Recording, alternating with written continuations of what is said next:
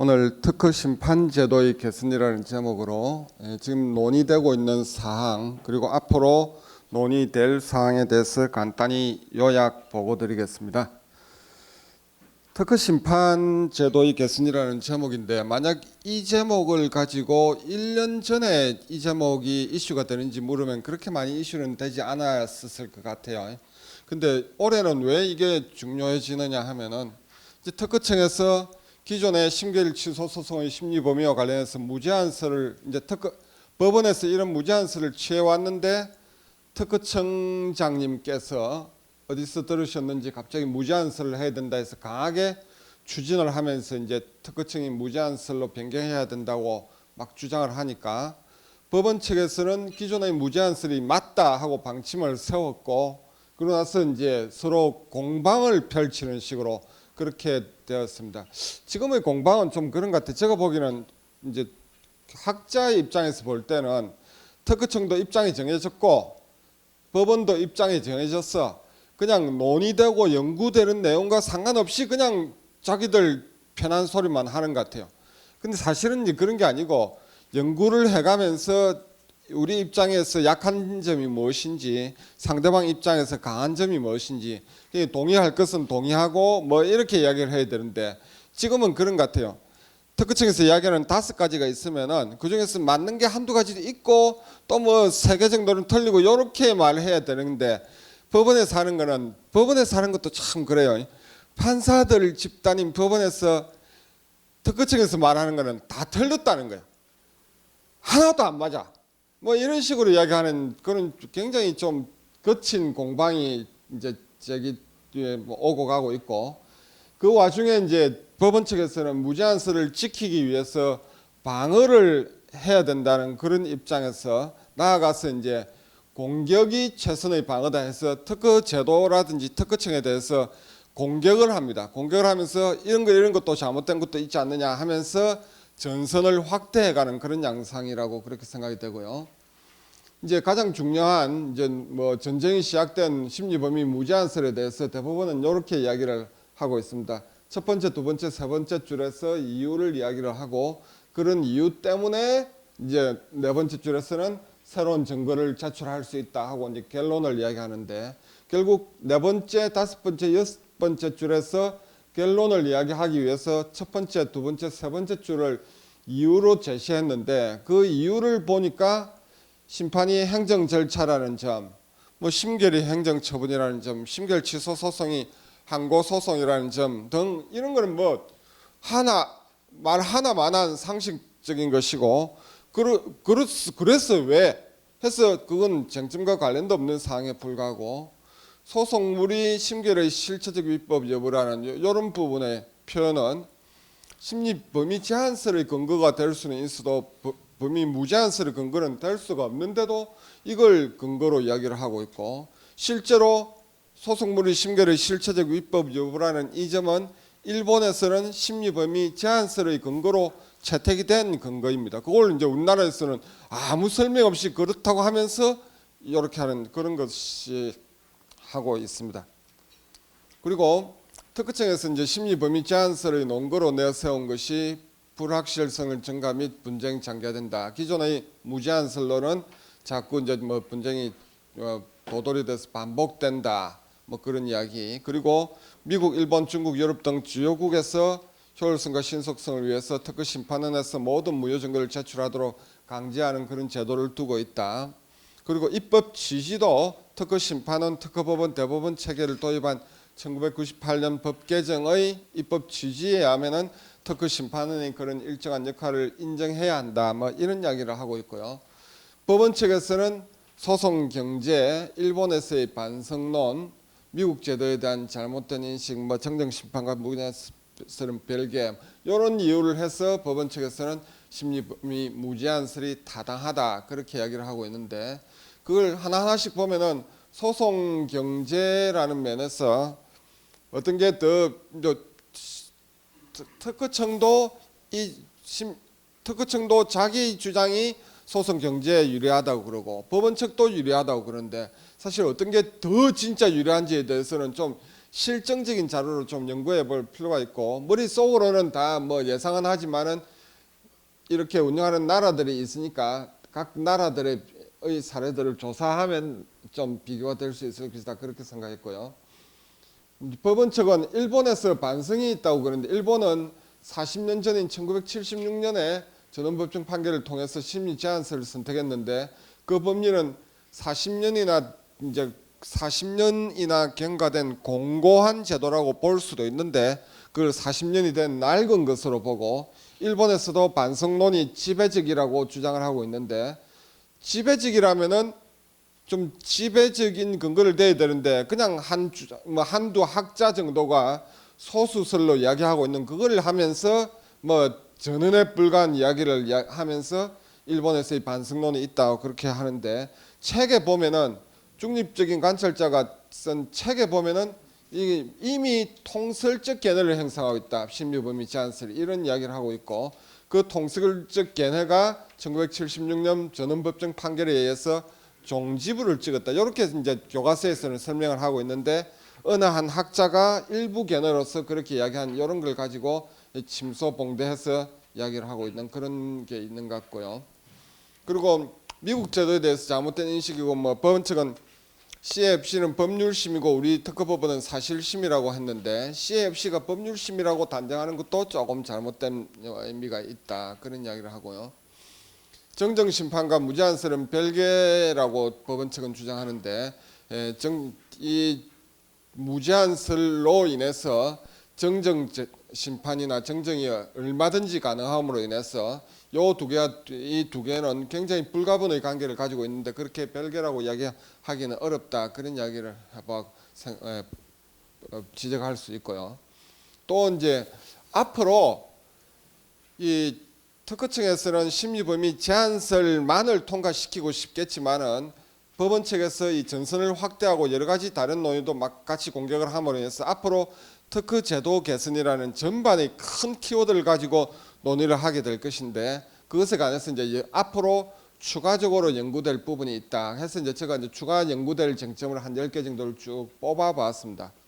그 중에 하나, 요거는 이제 일사부재리 원칙과의 상충은 심리 범위 제한설하고 뭐 문제가 되는 것인데, 예전에 우리 2001년 법 개정되기 전에는 어떻게 되냐면 일사부재리 원칙을 규정하는 규정이 어떻게 되냐면 163조가 심결이 확정 등록되거나 판결이 확정된 때는 누구든지 동일 사실 동일 증거에 의해 심판을 청구할 수 없다고, 이렇게 판결이라는 단어가 들어 있었는데, 2001년 법을 개정하면서 여기서 심결만 남고 판결은 삭제되어 버렸습니다. 그러니까 이 심판원의 심결이 있고, 그 뒤에 특허법원 대법원에 가서 판결이 나올 텐데, 특허법원 대법원에서의 판결에 대해서는 일사부재리 원칙을 적용하지 않겠다는 것이 2001년 법 개정의 취지인 거죠. 이렇게 됨으로 해서 어떻게 됐냐면은, 구법에서는 심결 취소 소송에서 새로운 증거, 특허법원 단계에서 새로운 증거가 제출되어도 그것에 관해서 판결이 나오면은 그것에도 일사부재리 원칙이 적용이 되었던 거죠. 근데 신법에서는 그 판결에서 새로운 증거에 대해서 논하고 있어도 그 유효의 판결이 선고되더라도 그 판결에 대해서는 일사부재리 원칙이 적용이 되지 않는 거죠. 이 판결이라는 단어가 없음으로 인해서. 그래서 어떻게 되냐면은 특허법원에서 증거 비율을 가지고 특허가 유효라고 하는 판결이 나와도 누군가가 다시 동일한 사람이든 간에 일사부재리 원칙이 적용되지 않으니까 증거 비율을 가지고 특허 심판원에 다시 가서 특허 무효라고 판단해달라고 심결을 청구하여도 일사부재리 원칙이 적용 안 된다는 거죠. 이거는 말이 안 되지 않느냐. 그래서 이게 말이 안 되게 하려면은 2001년 법 개정의 취지를 살리려면은 새로운 증거가 심결 취소 소송 단계에서 제출되지 않으면 된다. 그게 이렇게 보는 것이 일본 1976년 최고법정에서 그렇게 본 것이에요. 그것을 아주 중대한 이유로 해서 심리범위 제한설을 확정한 것으로 그렇게 되어 있는데, 요것에 관해서 전혀 논의도 되어 있지 않고, 또 특허청에서도 요걸 가지고 이야기도 하지 않고 법원에서도 인지도 하지 않는데, 요거는 법 개정이 분명하게 판결이라는 용어를 뺐음으로 해서 아주 명확한 의도가 있는 것이고, 그렇다면 이 법 개정의 취지를 살리기 위해서는, 이 법 개정과 상충하지 않기 위해서는 심결 취소 소송에서 새로운 증거가 제출되지 않아야 한다, 그런 결론을 내릴 수 있습니다. 특허법 제157조가 심판에서는 당사자 또는 참관인이 신청하지 아니한 이유에 대해서도 심리할 수 있다. 다른 이유에 대해서도 심리할 수 있고, 또 그 이유와 관련된 새로운 증거까지 심리할 수 있고, 새로운 증거를 법원이 직권으로 조사할 수도 있다. 그러면은 새로운 증거가 어차피 제출될 수 있는 것 아니냐 하는 그런 이제 이야기를 할 수 있는 거죠. 그래서 특허법 157조의 취지에 의하면은 법원 단계에서 새로운 증거가 제출되는 것을 어차피 허용하는 것 아니냐, 그런 이제 그렇게 볼 수 있는 거죠. 그런데 한편 일반 행정 심판과 달리 이제 이 직권 심리 원칙은 일반적인 행정 심판에 적용되는 원칙을 특허법에도 끌어왔는데, 일반적인 행정 심판에 적용되는 요 직권 심리의 원칙이 특허 심판에도 그대로 적용될 수 있는지에 대해서는 회의를 가지고 좀 바라봤어야 되는데, 예전에는 이제 우리가 실력이 없어가지고 일본에 있으니까 그대로 끌어왔고, 또 일본에서도 실력도 없이 그냥 아무 생각 없이 특허 심판도 행정 심판의 한 종류니까 그냥 그대로 끌어온 거죠. 근데 가장 중요하게는 권리 범위 확인 심판은 특허 심판이라 하더라도 상당히 민사 소송적인 경향이 있고 행정 심판의 성격이 가장 낮은 것인데, 권리 범위 확인 심판에 이런 직권 심리의 원칙을 적용할 필요가 있느냐 한 물으면 저는 없다고 봐요.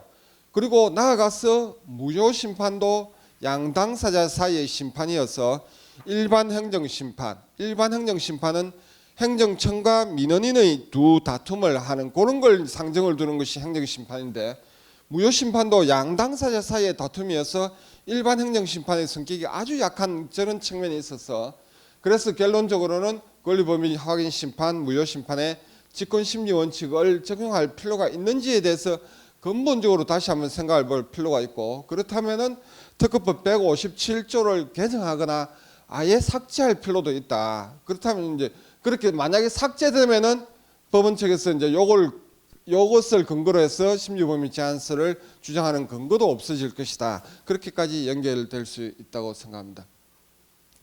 나아가서 정정심판 및 정정청구의 시기를 제한하는 것도 생각해 볼 수 있습니다.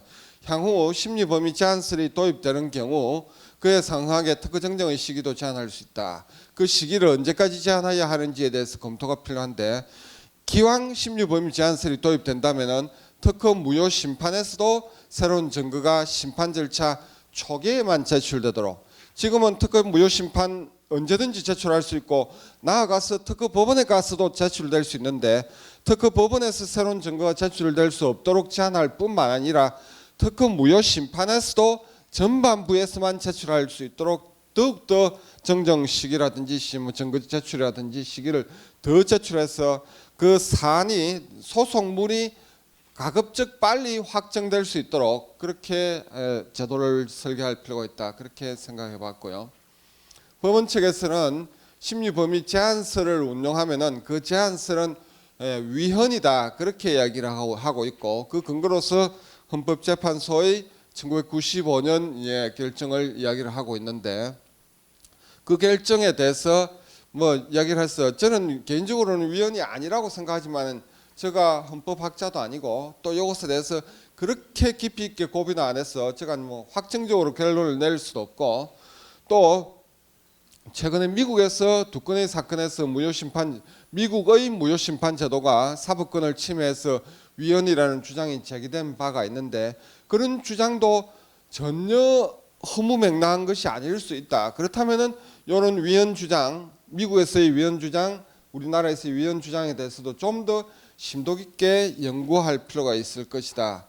아마 이제 이것에 대해서는 법원 측에서도 위헌이라고 주장하지만 그 위헌이라고 주장하는 사람도 깊이 있게 고민해서 위헌이라고 주장한 것도 아니고, 특허청에서 위헌이 아니라고 반박을 하지만 그 사람도 깊이 있게 연구를 해서 뭐 위헌이 아니라고 반박한 것도 아니라고 저는 그렇게 생각하고, 그렇다면 좀 더 연구가 필요할 것이다, 그렇게 생각을 해보았고요. 법원 측에서는 특허청을 강박하는 하나의 도구로 권리 범위 확인 심판이라는 이런 희한한 제도가 있는데 요거 폐지해야 된다 하면서 공격을 하고 있습니다. 폐지해야 된다고 했고, 사실 저는 이제 2015년에 이런 공방이 펼쳐지기 전에 권리 범위 확인 심판에 대해서 언젠가 법원 측에서 공격이 올 것이다 생각을 하고, 그것에 대해서 권리 범위 확인 심판 유용론이라는 그런 제목으로 논문을 하나 쓴 적이 있고, 그런 이제 그 논문에서 이제 이런 4개 정도의 이유를 가지고 권리 범위 확인 심판은 유용하고 아주 많이 애용되고 있고 앞으로는 더 많이 애용될 것이다, 그렇게 이야기를 하고 있는데, 그런 이야기를 했고, 또 그 논문에서 2014년까지 통계를 가지고 이제 이렇게 특허 고객이 권리범위 확인 심판을 적극적으로 활용하고 있고, 특히 중소기업과 내국인이 더욱더 적극적으로 활용하고 있는 굉장히 좋은 제도다, 그렇게 이야기를 했는데, 그 2014년 이후의 통계에 대해서도 계속 연차별로 좀 조사를 하면서 실증적으로 권리범위 확인 심판이 중소기업 내국인에 의해서 계속 애용되고 있다는 것에 대해서 살필 필요가 있겠다, 그렇게 보았고요. 그리고 지금 현재의 제도에서는 특허 무효는 특허 심판원에서의 특허 무효 심판을 통해서만 할 수 있는데, 법원 측에서는 다른 많은 나라들에서는 특허권 침해 소송을 다루는 법원에서 특허 무효를 직접 판단할 수 있다. 근데 그렇게 판단하는 나라들로는 미국, 영국, 프랑스, 대만, 캐나다, 네덜란드 등 많은 국가에서 그렇게 하고 있고, 그렇게 하지 않고 이제 특허 심판을 통해서나 특허 법원을 통해서만 일정한 절차를 통해서만 무효시킬 수 있도록 하는 그런 이원화 제도를 두고 있는 나라로는 우리나라, 일본, 중국, 독일 이런 정도가 있는데, 이렇게 침해 소송 법원에서 특허 무효를 직접 판단할 수 있는 나라가 숫자로는 더 많다. 법원 측에서는 그래서 앞으로는 침해 소송 법원에서 특허 무효를 직접 판단할 수 있도록 해야 된다, 이런 주장을 하고 있습니다. 그리고 특허 소송을 일부 전문 법원이 다루는 관할 집중 체계 아래에서는 그런 이원화의 필요성이 낮은 것도 사실이다. 전문 법원의 전문성이 더 높아졌기 때문에 특허 무효를 직접 판단할 수 있는 능력이 있는 것 아니냐, 능력을 인정해 줘야 되는 것 아니냐, 그런 주장이 가능한 것이죠. 그런데 이제 문제는 침해 소송 법원에서 특허가 허무하게 무효되는 상황을 방지하기 위해서 특허 정정의 기회를 최소 1회 부여해야 할 것인데, 침해 소송 법원이 특허 정정을 판단하고 허용하는 것이 법리적으로 가능한 것인지 실무적으로 바람직한지에 대해서 비교법적인 연구가 필요할 것이다. 요거에 대해서, 이런 문제에 대해서 미국, 영국, 프랑스, 대만, 캐나다, 네덜란드 등에서는 어떻게 처리하고 있는 것인지, 만약에 특허 정정할 기회를 아예 안 주고 막 나가겠다, 그러면 특허권자에게 너무 불리한 것 아니냐, 그런 나라가 혹시 있느냐, 그런 걸 이제 하나씩 살펴봐야 될 것이고, 특허 정정을 허용하더라도 얼마만큼 자유롭게 허용하는지, 어느 단계까지 허용하는지, 범위는 어디까지 허용하는 것인지, 뭐 그런 것에 대해서 비교법적으로 연구해봐야 그것이 이제 어느 정도 클리어가 되어야 법원 측이 주장하는 이런 것이 이제 가능한 것인지 바람직한 것인지에 대해서 결론이 나올 것인데, 이런 비교법적인 연구가 없이 무작정 이걸 바로 주장하기에는 좀 무리가 있다, 그렇게 생각을 했습니다. 그리고 법원 측에서 또 가장 세게 이야기하는 것 중에 하나가, 이 특허 심판에 대해서 특별하게 필요적 전치주의를 허용을 해줬는데, 이러고 나니까 너무 특허 심판에서 자기들 특허 심판이 뭐 매우 특별한 것이냐, 뭐 그런 식으로 이야기하고 있는데, 특허 심판도 어차피 여러 행정 심판의 하나의 종류에 불과하다. 그리고 대부분의 행정 심판에 대해서 임의 전치주의를 적용하는 것이 지금 현재의 태도인데, 특허 심판에 특별히 필요적 전치주의를 적용할 필요성이 인정되지 않는다. 그러므로 임의적 전치주의로 전환해야 된다, 이런 이야기를 하고 있는데, 그래서 이제 그렇다면은 임의적 전치주의와 필요적 전치주의의 장점 및 단점에 대해서도 검토할 필요가 있고, 나아가 특허 무효 심판에 임의적 전치주의를 채택한 국가와 필요적 전치주의를 채택한 국가의 법리를 비교법적으로 연구할 필요가 있겠다, 이렇게 생각이 됩니다. 특허청은 그런 거죠. 임의적 전치주의가 바람직하지 않다, 필요적 전치주의가 타당하다, 필요적 전치주의가 아니면은 법원에서 무효가 되고 특허 심판원으로 오지 않으면은 특허 심판원의 기능이 약화되니까 특허청에서는 따지지도 않고 무조건 싫은 거죠. 임의적 전치주의가. 그렇게 바로 바라봐서는 안 된다. 그거는 처음부터 그렇게 막 바로 결론을 내리는 것이 아니고 좀 뭔가 검토를 하고 연구를 하는 뭐 그런 모양새를 취하고 뭔가 연구를 좀 하고 나서 이렇게 결론을 내려야 되는 것이 아니냐 그렇게 생각이 됩니다. 물론 이제 특허청에서는 변리사의 이익도 대변해 줘야 되고 특허 심판원의 기능도 지켜야 되니까 정치적으로는 그런 태도를 취할 수 있겠죠. 그렇지만 저처럼 연구를 하는 학자 입장에서는 그렇게 결론이 나와서 연구 없이 생각 없이 결론이 나와서 무작정 자기 기관으로의 입장으로만 고집을 하는 태도로는 사안을 해결할 수 없다 그렇게 보는 겁니다. 특허권 침해 소송 법원에서 특허 무효의 항변이 지금 대부분 이제 전원합의체 전원법정 판결로 인해서 인정이 되고 있고 그 무효의 항변은 신규성, 진보성뿐만 아니라 모든 무효 사유에 대해서 다 될 것으로 그렇게 생각이 되고 있는데 침해 소송 법원에서 특허 무효에 대해서 항변이든 뭐든 간에 인정을 안 하는 국가로는 가장 대표적으로는 독일이 있습니다. 독일은 아예 침해 소송 법원은 침해 여부, 손해배상액 산정 그것만 하고 특허 무효에 대해서는 일절 검토하지 마라. 항변으로도 받아들이지 마라. 독일은 그렇게 하고 있는 거죠. 그리고 또 최근에 일본 지제전략본부에서도 이 특허 무효의 항변을 허용하지 않는 방안, 허용하되 무효 사유를 제한하는 방안 등에 대해서 이제 검토를 하고 있는 거죠. 그렇다면 우리도 법원 판결에 의해서 이렇게 특허 무효의 항변을 인정하고 있는데 입법적으로 특허 무효의 항변을 인정 안 하는 것도 검토할 필요도 있다. 이런 것도 생각할 수 있고 그 뭐 독일에서 그런 사례가 있고 일본에서도 검토를 하고 있으니까 우리도 검토할 필요가 있겠다. 그렇게 생각을 해보았고요. 법원 측에서 이야기하기를 특허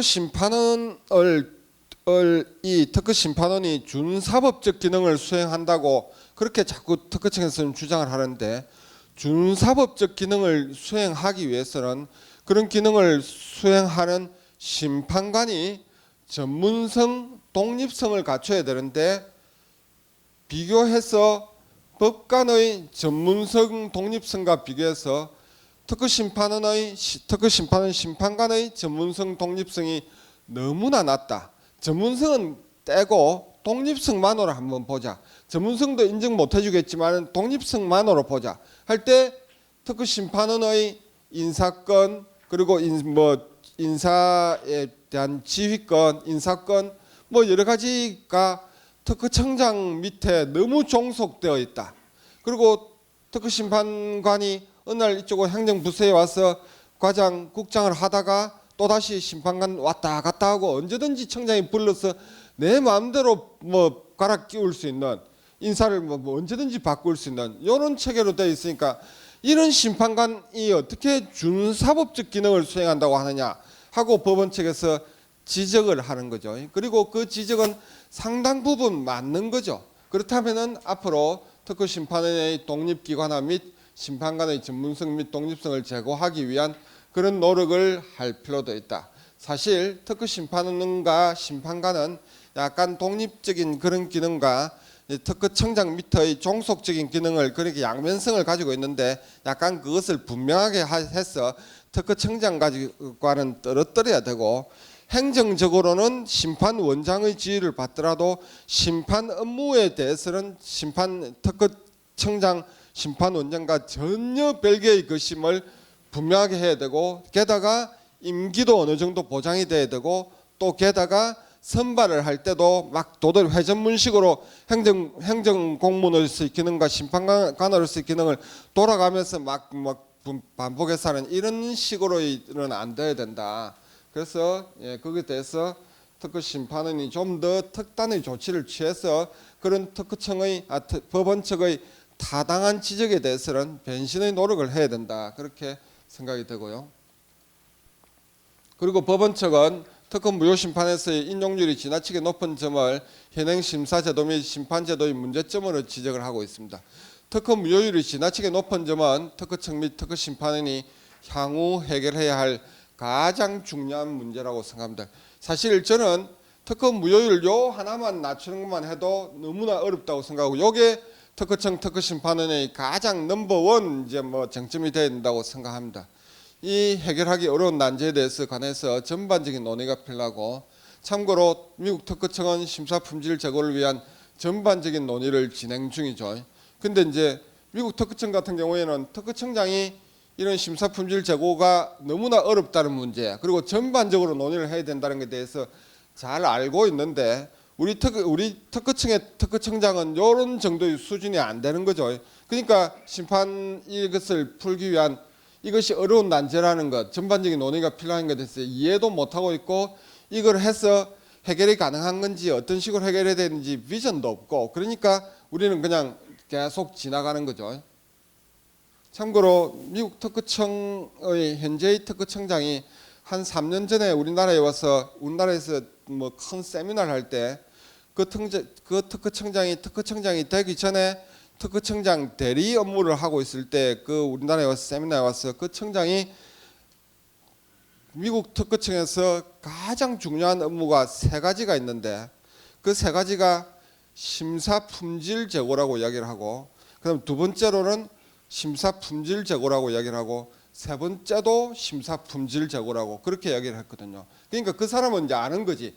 특허청 업무 뭐 다 여러 가지 복잡하게 있는데 심판 품질을 제고하는 것이 처음이자 끝이다. 모든 것을 다 해결한다. 그리고 그렇게 하면은 무효율도 낮아질 것이다. 뭐 이런 뭐 모든 것이 심사 품질에 있다고 그렇게 보는 것이죠.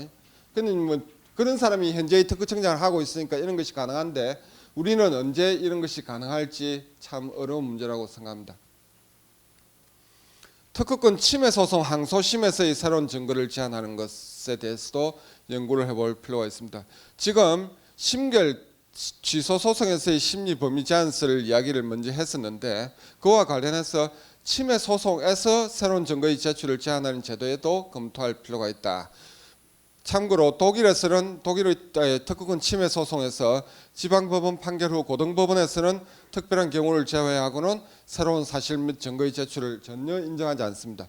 이런 거로 보면은 특허 사건은 아주 특별하기 때문에, 그리고 특허가 정정될 수 있다는 그런 아주 중요한 점 때문에 심결 취소 소송은 물론이고 침해 소송에서조차도 고등법원 단계에서 새로운 증거를 제출하지 않고 모든 증거는 1심에서만 제출하고 끝, 2심에서는 더 이상 안 돼. 이렇게 하고 있는데, 이렇게 독일이 유독 특허 소송에서 이렇게 새로운 증거의 제출을 인정하지 않는 요 이유를 파악하고 우리나라에서도 이것에 대해서 검토할 필요가 있다. 이렇게 생각을 해보았습니다.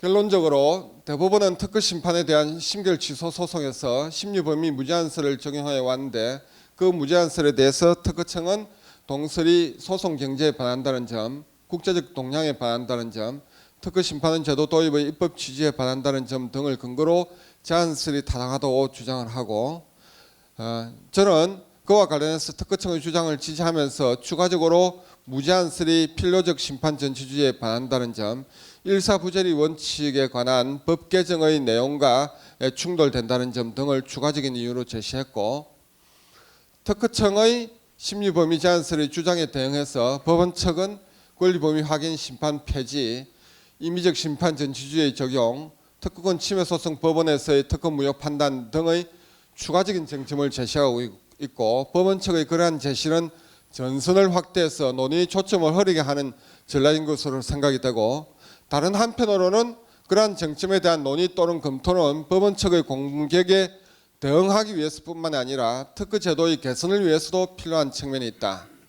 특히 특허권 침해 소송 법원에서 특허 무효를 판단하게 하는 방안과 무효 항변을 부활하는 방안, 특허 심판에서의 직권 심리 원칙을 권리 범위 확인 심판, 특허 무효 심판 등 양당사의 절차에서는 제한할 필요성 등에 관하여는 치열한 논의가 필요하다.